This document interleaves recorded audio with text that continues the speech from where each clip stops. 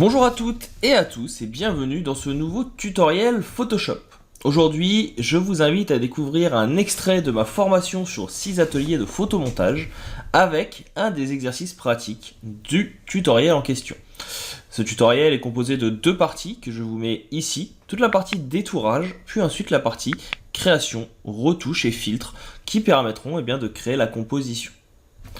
Comme d'habitude, ce tutoriel, s'il vous a plu, vous pouvez mettre un petit commentaire, liker et partager. Si vous avez des questions ou des choses que vous n'avez pas comprises, je reste à votre disposition aussi dans les commentaires.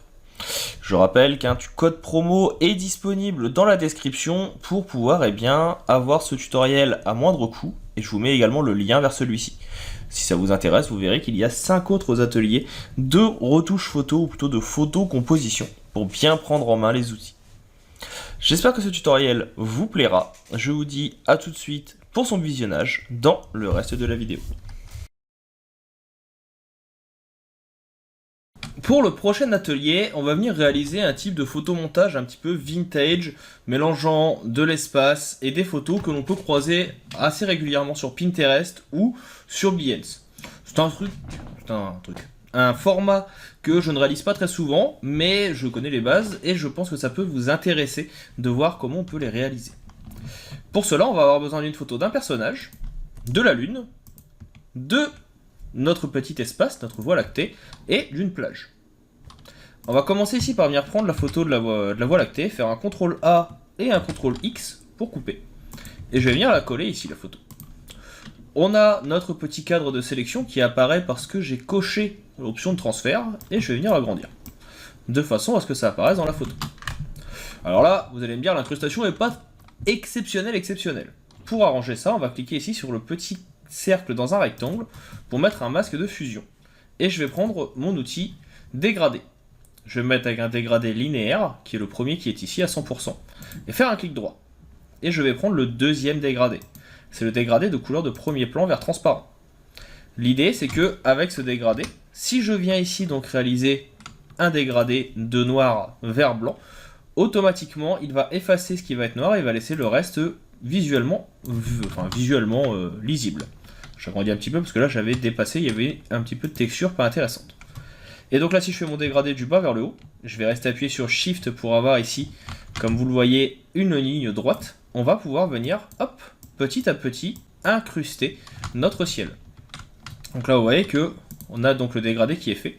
Si je viens décocher la petite flèche, je peux venir modifier mon masque de fusion pour venir plus ou moins l'agrandir, avoir une incrustation qui soit plus intéressante. Et là, par exemple, je pourrais venir prendre mon outil de recadrage et on pourrait monter notre photo de façon à avoir encore plus de ciel.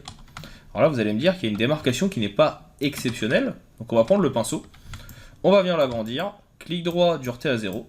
On va se mettre avec le masque de fusion, on va se mettre avec du blanc. Et ici, vous voyez que de cette façon, on peut venir retravailler le dégradé pour que ce soit beaucoup plus diffus. Et en jouant sur l'opacité, on va pouvoir venir fusionner les couleurs. Et là, on a notre ciel avec un grand débord qui est visible. Personnellement, je trouve ça assez bien. Donc là, cette photo-là, plus besoin, on peut la fermer. Deuxième photo, la lune. Pour la détourer, très simple, je vais mettre au centre. Je prends mon outil ici de sélection elliptique. Et en appuyant sur Alt et sur Shift, on va pouvoir venir ici donc détourer et faire un cercle parfait. Donc là, je le décale un petit peu. Si je mange un peu l'intérieur, c'est pas trop grave. Et je fais un CTRL X pour couper. Donc là, on voit bien que j'ai coupé l'intérieur et CTRL V pour coller. Alors ici, elle est toute petite. Donc on va reprendre notre outil de déplacement. Je vais zoomer et un petit clic sur Alt pour venir agrandir dans la diagonale. Et on appuie sur Entrée. Et donc là, vous avez la lune qu'on va pouvoir venir placer au milieu de la composition. Soit on va pouvoir la mettre un peu en excentré, donc elle serait cachée derrière la montagne là-bas, soit moi je vais même venir faire quelque chose d'un peu surréaliste, qui peut être intéressant, c'est venir la cacher derrière la vague qui est ici, au choix. On va tester les deux. La première, donc ça serait de venir ici la cacher en venant l'agrandir. On va faire quelque chose d'assez grand quand même. Donc venir la cacher derrière la petite vague. Je vais mettre un petit masque de fusion, je zoome, on va prendre le pinceau, je viens réduire sa taille en appuyant sur la touche Alt et faisant un clic droit. Je vais augmenter un petit peu la dureté. Et ici, vous voyez que en venant peindre avec du noir, comme je suis sur un masque de fusion, hop, on peut venir effacer. Donc là, ça permet de pouvoir venir, vous voyez, très rapidement l'incruster derrière la petite vague. Si j'ai trop effacé, on inverse en appuyant sur la petite flèche qui est ici, et on vient, hop, juste remettre ce qui manque. Et donc là, on a notre lune. Ça, c'est la première possibilité. La deuxième, qu'on peut directement faire, je vais faire un CTRL-J pour garder une basse scène, ça serait de venir effacer un petit peu plus. Donc, je me remets sur le masque, on remet du noir au premier plan, et donc là, l'idée, c'est de venir effacer derrière la petite crête. Donc là, vous voyez que j'efface un petit peu plus que prévu. Je viens réduire la taille, j'appuie sur Alt et clic droit, et ici, hop, je vais juste venir et bien refaire tout simplement mon paysage et donner l'impression qu'il apparaît derrière la montagne. Bien sûr, là je le fais assez rapidement, c'est-à-dire que vous pourriez aller beaucoup plus vite, et surtout, ou plutôt beaucoup plus lentement, pour avoir quelque chose qui soit beaucoup plus qualitatif et donner l'impression qu'il apparaît derrière la montagne. Vous pourriez même, et ça c'est quelque chose qui se fait assez facilement aussi, venir ajouter une autre montagne par-dessus. Donc là, ça se fait aussi. Là je vérifie, je vois qu'il y a un petit élément qui me plaît pas trop, on viendra l'enlever par la suite, je l'avais pas vu avant, c'est celui-ci. Et donc là, hop, je joue sur le masque de fusion, et je viens juste faire le contour de ma montagne pour donner l'impression que ça apparaît derrière. Donc là, c'est peut-être un peu trop visible par rapport au reste, mais on va jouer après sur l'opacité, tout simplement pour donner l'impression que la montagne est plus proche en tout cas que notre petite lune.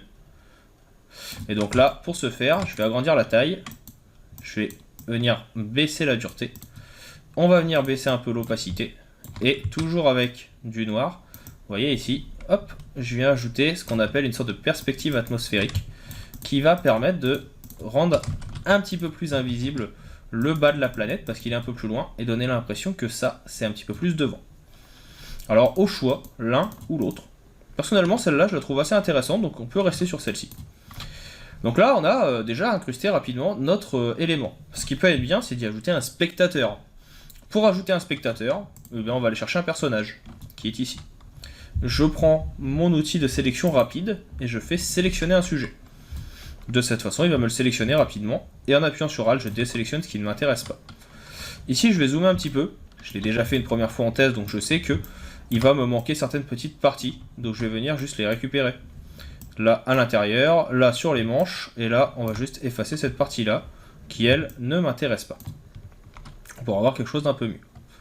Pareil, ici, il m'en a sélectionné un peu trop. Ça, c'est parce que je viens de cliquer dessus sans le faire exprès. Donc, forcément, ça marche moins bien. Donc là, on adapte. On est pas mal. Un petit CTRL X pour couper. Je reviens dans ma composition, je fais un CTRL V. Alors, on pourrait faire quelque chose où on vient mettre notre personnage ici qui marche. Je vais pas vous mentir, c'était mon idée de base, mais c'est quelque chose qui va vite devenir compliqué, dans le sens où il va falloir venir repeindre les traces de pas, il va falloir venir retravailler pas mal de petites choses. Donc l'idée, c'est que je vais mettre mon personnage en fait au premier plan, comme si il venait regarder le spectacle. Et ça permettra d'ajouter de la profondeur. Alors là, on voit qu'il y a pas mal de petits défauts de détourage. Je vais faire un CTRL-clic pour reprendre la sélection. Je vais faire sélection, modifier, et ici je vais venir donc faire une contraction. On va faire une contraction ici de 8. Ça va permettre de resserrer mon élément, et CTRL-SHIFT-I pour inverser, de façon à effacer ce qui dépasse en trop. Et sinon, un petit masque de fusion, vous connaissez maintenant. On vient réduire la taille du pinceau, on augmente l'opacité, et ici, je vais juste venir passer sur les bords. On va augmenter un peu la dureté pour avoir quand même quelque chose qui soit relativement net, parce que en général un vêtement c'est net. Et là vous voyez que je viens retravailler le contour. Alors c'est pas forcément parfait, mais ça fera le travail, surtout quand on vient dézoomer ici. Maintenant on va attaquer toute la partie retouche. Donc là je vais commencer par regrouper mes éléments. Je vais faire ici un CTRL-G pour mes lunes. Ici je vais avoir espace, je ne vais pas forcément faire un groupe, mais je vais le nommer espace, et ici personnage. On a toute la partie détourage qui est faite, on va maintenant pouvoir passer à l'incrustation des différents éléments, et pour ça on va le faire dans la prochaine vidéo, parce qu'on est déjà à 8 minutes sur celle-ci, et donc de cette façon vous aurez le tout en 2 parties. On attaque ça tout de suite dans la prochaine vidéo. Maintenant que tous nos éléments sont posés, on va maintenant travailler la luminosité, les contrastes, et on va venir donner un petit effet vintage au tout. Pourquoi? Parce que c'est un style qui est à la mode et que j'aime bien, et c'est assez simple à mettre en place. Et ça irait bien avec notre photo qui est un peu pixelisée pour la lune. Déjà, je vais commencer par retravailler le personnage, je vais vouloir l'assombrir un petit peu.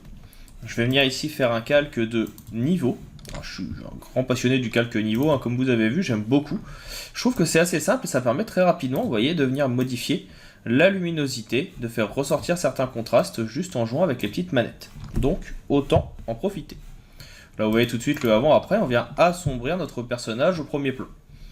On va également venir, non pas jouer sur le fond, non pas jouer sur le ciel ou la lune, mais sur l'intégralité de notre composition. Donc pour ça, ici, je vais venir enlever le petit cadenas, je le fais très rarement, et ici, je vais sélectionner tous mes éléments et faire un CTRL G. Ça va être un groupe d'étourage. Et ainsi, maintenant, je vais venir faire un calque au-dessus de teint de saturation, qui sera au-dessus de tout le reste, mais c'est un petit peu mieux rangé. En tout cas, je trouve. Et là, je vais descendre un petit peu la saturation pour désaturer ma photo. On peut également ajouter un petit peu de luminosité pour venir éclaircir le tout. Donc là, vous voyez tout de suite ce que ça change, et vous pouvez même en profiter si vous le souhaitez. Venir modifier la colorimétrie pour avoir quelque chose d'un peu plus surréaliste. J'aime bien quand on part justement dans les tons un petit peu plus roses, dans les tons un petit peu plus verts. Donc là, vous voyez, je l'ai changé légèrement, mais tout de suite, ça permet en plus d'uniformiser la composition en termes de teinte. Je vais dans le même temps venir faire un calque de luminosité contraste, tout simplement parce que je vais faire ressortir un petit peu les contrastes, et on va augmenter un petit peu la luminosité. Donc là, vous voyez, 7 et 12, c'est très léger, mais tout de suite, ça vient ressortir un petit peu tout ça. Un petit CTRL S pour enregistrer, bien sûr, c'est important. On peut également venir ici faire une correction sélective. Pourquoi? Parce que la correction sélective, pour ceux qui ne connaissent pas, ça va permettre de venir travailler sur les différentes couleurs de votre photo, R, V et B, rouge, vert, bleu, et cyan, magenta, jaune, ainsi que les couches lumineuses. Et ainsi, on va pouvoir venir, par exemple, accentuer ici le cyan dans notre rouge. On peut venir enlever le magenta ou l'augmenter, ce qui permet de façon très localisée de modifier les couleurs. Je vais pouvoir par exemple ici venir travailler sur le bleu, qui va me permettre de modifier la mer et le coupe-vent de mon personnage. Donc vous voyez que ça permet assez rapidement de modifier l'ambiance. Donc là, ça permet aussi de faire ressortir ma lune, ce que je trouve assez intéressant. Je vais également venir baisser un petit peu le noir dans le bleu pour faire ressortir le ciel et pour faire ressortir aussi le reste de la composition. Enfin, on va venir jouer sur les trois couches, blanche, grise et noire. Le blanc, il va me permettre dans les zones les plus lumineuses, vous voyez ici, ça se voit surtout à cet endroit, de venir modifier le rendu, d'avoir un ton un peu plus bleu ou au contraire un peu plus sombre. Donc là, on teste. Alors en général, il va falloir pas mal tester pour voir. Là par exemple, je vais baisser le noir, ce qui va faire ressortir les blancs. Donc là, on le voit bien sur le ciel dans le fond et sur l'écume au premier plan. Le gris, quant à lui, il est assez intéressant parce qu'il va permettre de modifier l'ensemble de la composition. Là, par exemple, vous voyez, je peux venir ajouter un côté un peu plus bleuté parce que je vais ajouter du cyan. Là où en enlevant du magenta ou en ajoutant, je peux venir modifier les couleurs de la composition. Donc ça va assez vite. Et là, on a vraiment un rendu qui va être totalement différent et qui permet, comme vous le voyez, de mieux incruster notre personnage. Et en jouant sur le noir, on peut venir éclaircir ou assombrir, ce qui permet d'avoir une composition de nuit ou au contraire une composition de jour. Donc là, je ne vais pas trop y toucher, ça me plaît bien comme ça. Petit CTRL S pour enregistrer toujours, parce que c'est assez utile de le faire, un oubli est vite arrivé, donc on va éviter. Enfin, je vais mettre un petit peu de vibrance, parce que là, tous ces réglages ont fait ressortir beaucoup de couleurs. Là, je vais juste désaturer un petit peu les couleurs avec la vibrance, comme ceci, de façon à ce que la lune s'incruste un peu mieux dans le ciel. On peut également ajouter un peu de saturation si on veut, comme ceci. Maintenant, j'aimerais un effet un peu bruité au-dessus de tout ça. Donc là, je vais sélectionner tous mes calques. Je clique sur celui du bas, j'appuie sur la touche Shift et je clique en haut. Je vais CTRL G. Ça va être mes réglages. Et on va venir faire un autre calque. Ce calque, on va venir faire Image, appliquer une image. On va rester en mode produit, pas de souci. Et en fait, ça va permettre d'écraser tous les calques inférieurs sur un seul calque. Vous voyez que ça fait ressortir en plus certains effets. Je vais faire un clic droit, convertir en objet dynamique. De cette façon, tous les filtres que je vais maintenant ajouter seront un petit peu plus visibles. Je vais commencer par faire ici un renforcement et on va aller dans soit plus net, soit accentuation. Plus net me va très bien. Je le fais une première fois, je le fais une deuxième fois. Si je cache le filtre ici, vous voyez, ça fait ressortir les étoiles. Donc ça me plaît bien. En plus de ça, je vais venir ici faire un filtre au bruit. Donc je vais faire un ajout de bruit. Et en fait, si vous venez ici vous mettre en Gaussian monochromatique, si vous augmentez, vous allez pouvoir ajouter un petit effet vintage. Alors là, vous voyez que c'est très important, c'est très très visible, c'est pas forcément adéquat, c'est pas forcément beau. Mais ce que vous pouvez faire, c'est que là, je vais le mettre très très fort. Quand vous venez ici, dans vos filtres dynamiques, vous avez ajout de bruit. Et si vous double-cliquez ici, vous pouvez venir demander à ce que cet effet de bruit, eh bien, il y ait des calques de réglage qui lui correspondent. Ce qui permet, comme vous voyez, de pouvoir venir les ajouter et les modifier. Donc là, on peut faire un avant-après, on voit tout de suite que ça s'incruste un petit peu mieux. Et surtout, je peux venir jouer sur l'opacité de ce calque, de façon à avoir justement mon effet bruité qui apparaît, mais pas trop non plus. Mais ça ajoute une consonance, on va dire, vintage, qui peut être assez intéressante. Donc vous voyez tout de suite le avant-après. Là, je trouve qu'en éclairci, ça passait plutôt pas mal. On peut regarder bien sûr sans. Ici, j'enlève le bruit, je l'ajoute. Donc là, on est pas mal, même si il est peut-être un petit peu trop présent. Donc je vais encore venir ici, non pas modifier le bruit, mais je vais modifier son opacité. Je vais mettre quelque chose d'un peu plus léger, parce que l'idée, c'est pas non plus que ce soit trop important. Mais vous voyez, donc tout de suite, ça vient aplatir les teintes aussi de la composition. Dernier petit filtre qui peut être intéressant, pas forcément ici, mais que je voulais vous montrer, c'est aussi le filtre qui est ici, qui s'appelle éclairage. Éclairage, donc il va s'ouvrir, ça peut être plus ou moins long suivant votre ordinateur. Il va permettre de venir ajouter une source de lumière. Donc là, par exemple, je peux venir la mettre ici. Et vous allez pouvoir venir définir l'intensité de cette source de lumière. Vous allez pouvoir définir sa colorimétrie. Donc là, moi, j'aimerais quelque chose qui soit un peu plus dans les bleus. Et vous voyez, donc très rapidement, ça vient modifier toute la lumière de la scène. Et donc, ça ajoute tout de suite un petit quelque chose qu'il n'y avait pas avant. On peut faire le avant-après. Hein. Vous voyez que ça change vraiment la lumière de la scène. Donc là, je vais cliquer sur OK. Et ça me plaît pas mal. Et vous voyez qu'en quelques minutes, une vingtaine de minutes, on est ainsi venu eh bien, ajouter nos différents éléments. On peut revenir au début, voir ce que c'était. Donc on aura ici avant, hop, au tout début. On a ensuite ajouté nos différents éléments. On a ensuite fait quelques réglages. Et en plus, avec quelques filtres, on est venu aplatir le tout. On est venu uniformiser le rendu. Et on a un rendu qui, en tout cas je trouve, est assez intéressant. Petit CTRL S pour enregistrer. Et nous avons maintenant fini ce deuxième atelier. Bien sûr, à vous de le tester avec d'autres types de photos, à vous d'essayer avec vos propres filtres, avec vos propres réglages. Il faut savoir que le secret de Photoshop, c'est de venir en fait tester de vous-même, essayer des choses, tester les outils pour pouvoir vraiment les comprendre et les user comme vous en avez envie. Là, ce n'est qu'une des possibilités, une des inspirations, et vous allez voir qu'il en existe d'autres, comme le premier atelier qu'on a vu, ou comme les prochains de ce tutoriel. Vous retrouverez la source en téléchargement, et on va maintenant pouvoir attaquer le troisième tutoriel, le troisième atelier de cette formation.